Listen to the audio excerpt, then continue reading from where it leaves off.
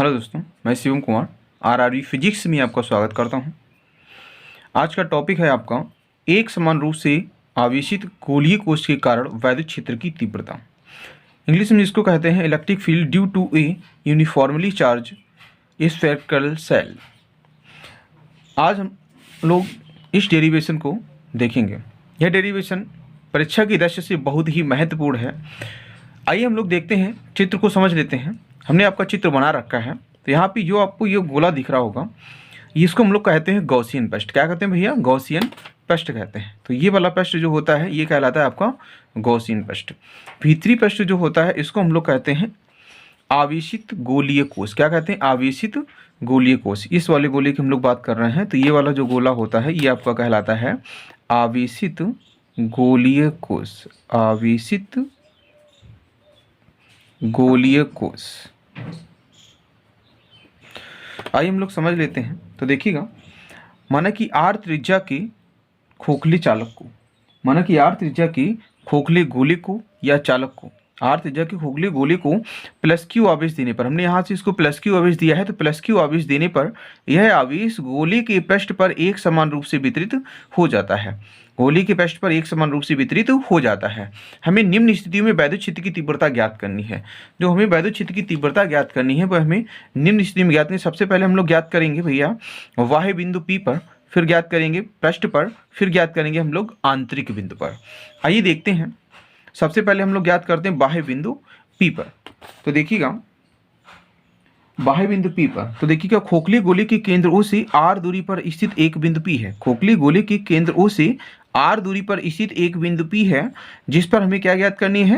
वैद्युत क्षेत्र की तीव्रता ज्ञात करनी है। हमें यहाँ पे क्या ज्ञात करना है? वैद्युत क्षेत्र की तीव्रता ज्ञात करनी है। इसके लिए देख लेंगे भैया OP बराबर R त्रिज्या का, OP बराबर R त्रिज्या का एक काल्पनिक गोला खींचते हैं, जिसे हम लोग क्या कहते हैं? गॉसियन पृष्ठ कहते हैं, जिसे गॉसियन पृष्ठ कहते हैं। ये जो होता है ना, ये आपका क्या कहलाता है भैया? गॉसियन पृष्ठ कहलाता है, जिसे गॉसियन पृष्ठ कहते हैं। आगे देखिएगा, बिंदु P के चारों ओर, बिंदु P के चारों ओर सूक्ष्म क्षेत्रफल डेल्टा ए लेते हैं, जिस पर वैद्युत क्षेत्र की तीव्रता ई वेक्टर, यहाँ की हम लोग बात करेंगे तो वैद्युत क्षेत्र की तीव्रता ई वेक्टर व डेल्टा ए वेक्टर के बीच कोण कितना होगा? डेल्टा ए वेक्टर के बीच कोण आपका होगा थीटा बराबर 0 अंश। कितना होगा भैया? थीटा बराबर 0 अंश होगा।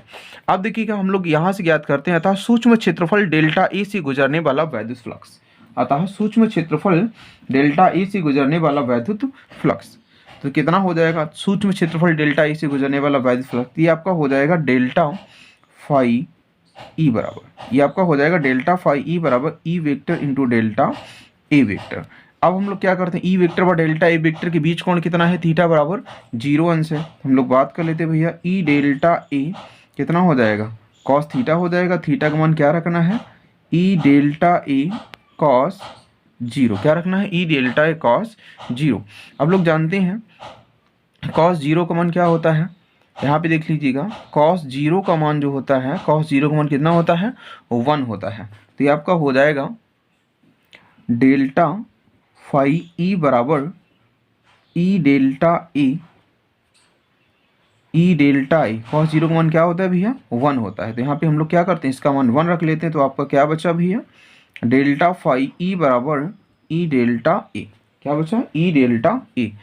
अब देखिएगा, अब हम लोग बात करते हैं, अतः संपूर्ण काल्पनिक गोले से गुजरने वाला वैद्युत फ्लक्स, अभी हमने क्या ज्ञात किया था? सूक्ष्म के लिए ज्ञात किया था। अब हम बात करते हैं अतः संपूर्ण काल्पनिक गोले से गुजरने वाला वैद्युत फ्लक्स, मतलब जितना ये गुजर रहा है टोटल। तो अतः संपूर्ण काल्पनिक गोले से, काल्पनिक गोले से गुजरने वाला वैद्युत फ्लक्स, गुजरने वाला वैद्युत फ्लक्स। तो संपूर्ण काल्पनिक गोले से गुजरने वाला वैद्युत फ्लक्स भाइयों कितना होगा? देखिएगा, आपका हो जाएगा संपूर्ण, यहाँ से डेल्टा हट जाएगा तो संपूर्ण के लिए क्या हो जाएगा? डेल्टा हट जाएगा, तो ये आपका आ जाएगा फाई ई बराबर इंटीग्रेशन ए। क्या हो जाएगा फिर? ई डेल्टा ए, क्या हो जाएगा ई डेल्टा ए। ये हमने आपको क्या बताया था, धन कोण में बताया होगा। इससे पीछे एक डेरिवेशन हमने आपको पढ़ाया था, गॉस की प्रीमिस से कूलॉम का नियम। अगर वो डेरिवेशन जिस भी स्टूडेंट ने देखा होगा, अच्छे से पढ़ा होगा, तो ये डेरिवेशन एकदम ईजी हो जाएगा। अगर वो डेरिवेशन आप लोगों ने नहीं देखा है तो हमारे चैनल की प्लेलिस्ट में जाएं और उस डेरिवेशन को जरूर देखें। तो क्या है, फाई ई बराबर integration A into E delta A. अब देखिएगा यहाँ पे हम लोग क्या करते हैं, ई आपकी जो होती है वो अचर राशि होती है, तो ये आपका हो जाएगा फाई ई बराबर, ई को हम लोग बाहर कर लेते हैं तो ये आपका हो जाएगा इंटीग्रेशन ए इंटू क्या हो जाएगा डेल्टा ए। तो देखिएगा जहाँ integration A into delta A क्या है, जहाँ integration A into delta A, यहाँ पे देख लीजिएगा जहाँ integration A into delta A क्या कहलाता है भैया, काल्पनिक गोले का संपूर्ण क्षेत्रफल। क्या होता है भैया, काल्पनिक गोले का संपूर्ण, काल्पनिक गोले का संपूर्ण क्षेत्रफल। तो इसका काल्पनिक गोले का जो संपूर्ण क्षेत्रफल होता है, तो गोले का क्षेत्रफल कितना होता है भैया, फाई ई बराबर, ये आपका हो जाएगा ई गुणे 4 पाई आर स्क्वायर। कितना हो जाएगा, ई गुणे 4 पाई आर स्क्वायर। इसको हम लोग मान लेते हैं समीकरण नंबर 2। क्या मानते हैं भैया, समीकरण नंबर 2। अब बात कर लेते हैं, हमने फाई का मान ज्ञात कर लिया था। अब देखिएगा हम लोग बात करते हैं गॉस की प्रमेय से। तो गॉस की प्रमेय का सूत्र क्या होता है, तो देखिएगा परंतु गॉस की प्रमेय से, परंतु गॉस की प्रमेय से, तो गॉस की प्रमेय जो होती है वो दोस्तों होती है फाई ई बराबर क्यू अपान एप्सिलॉन 0। तो ये आपका हो जाएगा समीकरण नंबर 3। हम लोग क्या करते हैं, 2 व 3 की तुलना कर लेते हैं। समीकरण 2 व 3 की तुलना करने पर, जब हम लोग समीकरण 2 व 3 की तुलना करेंगे तो भाई फाई ई से फाई ई कट जाएगा, तो ये आपका हो जाएगा समीकरण 2 व 3 की, समीकरण 2 व 3 की तुलना करने पर। तो देखिएगा भैया समीकरण 2 व 3 की हम लोग तुलना कर लेते हैं। जब तुलना करेंगे तो आपका आएगा ई गुणे 4 पाई आर स्क्वायर। कितना आएगा, ई गुणे 4 पाई आर स्क्वायर बराबर आपका हो जाएगा क्यू अपॉन एप्सिलॉन 0। अगर हम लोग ई बराबर ज्ञात करते हैं तो ये आपका ये हर में पहुंच जाएगा, ये 4 पाई आर स्क्वायर कहाँ जाएगा, हर में, तो ये आपका हो जाएगा 1/4 पाई, 1/4 पाई। हमने यहाँ पे क्या किया है, एप्सिलॉन 0 को साथ लिख लिया है, तो 1/4 पाई एप्सिलॉन 0 को साथ लिख लिया है, तो आपका क्या बचेगा फिर क्यू अपॉन आर स्क्वायर। क्या बचेगा, क्यू अपॉन आर स्क्वायर। यहाँ पे हमने क्या किया, जो 4 पाई है इस साइड लाए हैं, हमने क्या किया 4 पाई इस साइड में जब लाए हैं तो यहाँ पे क्या हो गया है, एप्सिलॉन 0 को हमने साथ लिख लिया है, क्योंकि 1/4 पाई एप्सिलॉन 0 का मान होता है 9 गुणे 10⁻⁹। अब यहाँ पे क्या बचा, क्यू बचा, आर को इधर ले आए हम, क्यू अपॉन आर स्क्वायर। तो देखिएगा यह जो आप लोग देख रहे होंगे, यह जो डेरिवेशन है हमने वैद्युत क्षेत्र की तीव्रता इससे ज्ञात कर ली है। क्या ज्ञात कर ली, वैद्युत क्षेत्र की तीव्रता। हमें कहाँ पे ज्ञात की, हमने बाह्य बिंदु पर ज्ञात की, तो या इसको हम लोग लिख सकते हैं बाह्य बिंदु के लिए क्या हो जाएगा, ई आउट बराबर हो जाएगा 1/4 pi epsilon 0 Q upon R square. क्या हो जाएगा बाह्य बिंदु के लिए 1/4 pi epsilon 0 Q upon R square. ठीक है भैया, आगे देखिएगा ये क्या है, अतः हम लोग इसको नोट कर लेते हैं। अतः यह है एक समान रूप से आवेशित, एक समान रूप से आवेशित गोलीय कोश के कारण, गोलीय कोश के कारण, गोलीय कोश के कारण वाह्य बिंदु P पर, गोलीय कोश के कारण वाह्य बिंदु P पर वैद्युत क्षेत्र की तीव्रता का सूत्र है, वैद्युत क्षेत्र की तीव्रता का सूत्र है, वैद्युत क्षेत्र की तीव्रता का सूत्र है। अब देखिएगा मान लेते हैं इसके ऊपर कितना आवेश चल रहा था, हमें पता था ना आवेश कितना चल रहा था, ये पृष्ठ के ऊपर था, तो यहाँ पे हम लोग लगाते हैं आवेश का पृष्ठ घनत्व। क्या लगाते हैं, आवेश का पृष्ठ घनत्व। तो देखिएगा यदि आवेश का पृष्ठ घनत्व सिग्मा हो, तो यदि आवेश का पृष्ठ घनत्व सिग्मा हो, तो यदि आवेश का पृष्ठ घनत्व सिग्मा हो, तो जब यहाँ पे आवेश का पृष्ठ घनत्व सिग्मा होगा तो हमने आपको बताया था Q अपॉन ए, सिग्मा बराबर कितना बताया था, Q अपॉन ए। तो इस ये जो आवेश का पृष्ठ घनत्व, आवेश का रेखीय घनत्व, आवेश का आयतन घनत्व, यह भी हमारी वीडियो आप लोगों को चैनल की प्लेलिस्ट में मिल जाएगी, तो इसको भी आप लोग जरूर देखें। क्या हो जाएगा, सिग्मा बराबर क्यू अपॉन ए। तो देखिएगा ए बराबर क्या होता है, ए बराबर आपका होता है 4 पाई आर स्क्वायर। भाई हम लोग क्या कर रहे हैं, गोलीय पृष्ठ पर जब ज्ञात कर रहे हैं तो इसकी जो त्रिज्या है वो कितनी है भैया, कैपिटल आर है। तो क्या हो जाएगा 1/4 पाई आर स्क्वायर। तो यहाँ पे हो गया आपका 1/4 पाई आर स्क्वायर। अब देखिएगा जो आपको दिख रहा होगा, हम लोग क्या करते हैं यहाँ पे ए का मान रख लेते हैं। हमें क्या ज्ञात करना है, तो क्यू बराबर हो जाएगा सिग्मा गुणे ए हो जाएगा। क्या हो जाएगा, सिग्मा गुणे ए हो जाएगा। तो ये आपका हो जाएगा क्यू बराबर सिग्मा गुणे 4 पाई आर स्क्वायर। क्या हो जाएगा, 4 पाई आर स्क्वायर। तो देखिएगा हमने कर लिया है सिग्मा गुणे 4 पाई आर स्क्वायर। आगे देखिएगा सिग्मा गुणे कितना हो गया भैया, 4 पाई आर स्क्वायर। अब ये है ना, हम लोग क्या करते हैं, हम लोग इसको मान लेते हैं समीकरण नंबर 4। ऊपर हमने कितना माना था, ऊपर हमने माना था भैया समीकरण नंबर 3, इसको मान लिया 4। तो हम लोग इस ये क्यू का मान क्या करते हैं, समीकरण 4 में रख लेते हैं। तो समीकरण 4 से किस में रखते हैं, समीकरण 4 से। आगे देखिएगा हम लोग इसका मान समीकरण 4 में रखते हैं। तो समीकरण 4 आपको दिख रहा होगा कितना है भैया, ई आउट बराबर कितना है, ई आउट बराबर 1/4 पाई एप्सिलॉन 0। तो क्यू का मान आपका कितना आया था भैया, क्यू का मान आपका आया था सिग्मा गुणे 4 पाई आर स्क्वायर।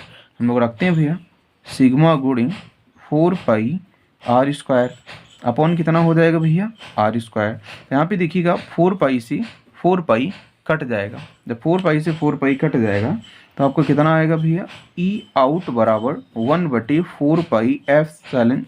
भाई 4 पाई से 4 पाई तो कट गया था भैया, सॉरी 4 पाई से 4 पाई तो कट गया था। तो यहाँ पे कितना बचेगा आपका, ओनली बचेगा सिग्मा अपॉन एप्सिलॉन 0। क्या बचेगा, sigma upon epsilon 0 into sigma upon epsilon 0 into क्या हो जाएगा भैया, R square upon R square. क्या हो जाएगा, R square upon R square. ठीक भैया, आगे हम लोग देखते हैं। यहाँ पे आपका हो जाएगा समीकरण नंबर कितना हो गया था, 4 हो गया था भैया। यहाँ पे आपका हो जाएगा समीकरण नंबर 5। अब देखिएगा हमने आपका वाही बिंदु P पर वैद्युत क्षेत्र की तीव्रता का सूत्र ज्ञात कर लिया है। अब हम लोग ज्ञात करते हैं किस पर, पृष्ठ पर। हम लोग पृष्ठ की बात करते हैं, हमें पृष्ठ पर ज्ञात करना है। तो अब हमारी हेडिंग रहेगी पृष्ठ पर।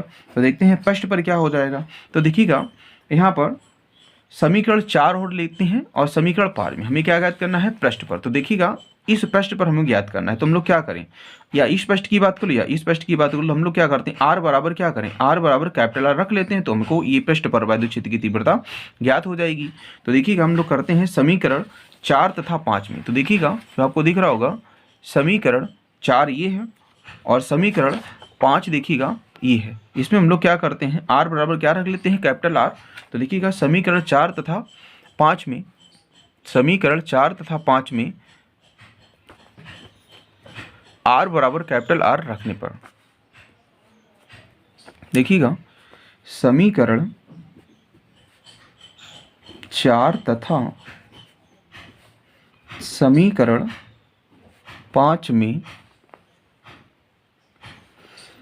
आर बराबर कैपिटल आर रखने पर, आर बराबर कैपिटल आर रखने पर, जब हम लोग आर बराबर कैपिटल आर दोस्तों रखेंगे तब क्या हो जाएगा, समीकरण 4 तथा 5 में आर बराबर कैपिटल आर रखने पर क्या हो जाता है, पृष्ठ पर वैद्युत क्षेत्र की तीव्रता प्राप्त हो जाती है। तो देखिएगा पृष्ठ पर वैद्युत क्षेत्र की तीव्रता, पृष्ठ पर वैद्युत क्षेत्र की तीव्रता प्राप्त हो जाती है। तो देखिएगा पृष्ठ पर वैद्युत क्षेत्र की तीव्रता प्राप्त हो जाती है। तो क्या हो जाएगा भैया, पृष्ठ के लिए वहाँ पे कितना था भैया, पृष्ठ के लिए सरफेस होता है तो ES बराबर, वहाँ पे कितना मान था आपका, ES बराबर था आपका 1/4 पाई एप्सिलॉन 0। देखिएगा देख लीजिएगा कितना था भैया, 1/4 पाई एप्सिलॉन 0 क्यू अपॉन क्या हो जाएगा, कैपिटल आर स्क्वायर। तो देखिएगा आपका हो जाएगा क्यू अपॉन क्या हो जाएगा भैया, क्यू अपॉन हो जाएगा आपका आर स्क्वायर। तथा आपका इसमें हम लोग मान रख लेते हैं इस वाले सूत्र में। तो इसमें आपको देखिएगा ES बराबर सिग्मा अपॉन एप्सिलॉन 0 इंटू क्या हो जाएगा, R square upon R square. तो यहाँ पे क्या होगा, आर स्क्वायर से आर स्क्वायर कट जाएगा।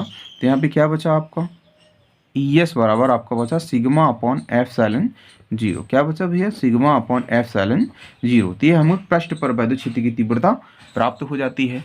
आगे अब लोग ज्ञात करेंगे भैया आंतरिक बिंदु पर। तीसरा पॉइंट आपका है आंतरिक बिंदु पर। आंतरिक बिंदु पर भी एकदम इजी है भैया, क्योंकि हम लोग जानते हैं मध्य बिंदु पर वैद्युत क्षेत्र की तीव्रता कैसी होती है भैया? शून्य होती है। तो देखिएगा आंतरिक बिंदु पर क्या हो जाएगा, अतः गोलीय कोश के भीतर आवेश शून्य होता है। क्या होता है भैया? देखिएगा जो आपका ये गोलीय कोश होता है इसके भीतर आवेश कैसा होता है? शून्य होता है। तो देखिएगा अतः गोलीय कोश के भीतर आवेश शून्य है। अतः गोलीय कोश के भीतर गोलीय कोश के भीतर आवेश गोलीय कोश के भीतर आवेश शून्य है। तब हम लोग लगा देते हैं गॉस की प्रमेय। क्या लगा देते हैं भैया? गॉस की प्रमेय। गॉस की प्रमेय से, तो गॉस की प्रमेय अब क्या होगी? गॉस की प्रमेय हमने आप लोगों को बताई थी भैया, अभी हमने बताया था फाई ई बराबर क्या हो जाएगा? Q upon epsilon zero. तो गोलीय कोश के भीतर आवेश शून्य है तो क्यू बराबर कितना हो जाएगा? जीरो हो जाएगा। जब क्यू बराबर जीरो हो जाएगा तो फाई ई का मान कितना आएगा भैया? जीरो आएगा। फाई ई का मान जीरो हो गया। तो इससे स्पष्ट होता है अतः गोलीय कोश के भीतर प्रत्येक बिंदु पर, अतः गोलीय कोश के भीतर गोलीय कोश के भीतर प्रत्येक बिंदु पर वैद्युत क्षेत्र की तीव्रता, वैद्युत क्षेत्र की तीव्रता शून्य होती है। वैद्युत क्षेत्र की तीव्रता शून्य होती है। तो यहाँ पे क्या हो जाएगा? जब वैद्युत क्षेत्र की तीव्रता शून्य होगी तो अर्थात आपका हो जाएगा भैया ई इन बराबर क्या हो जाएगा भैया? जीरो। तो कैसी लगी हमारी वीडियो आप लोगों को? अगर वीडियो पसंद आई हो तो चैनल को सब्सक्राइब करें एंड बेल आइकन को दबाएं। Thank you.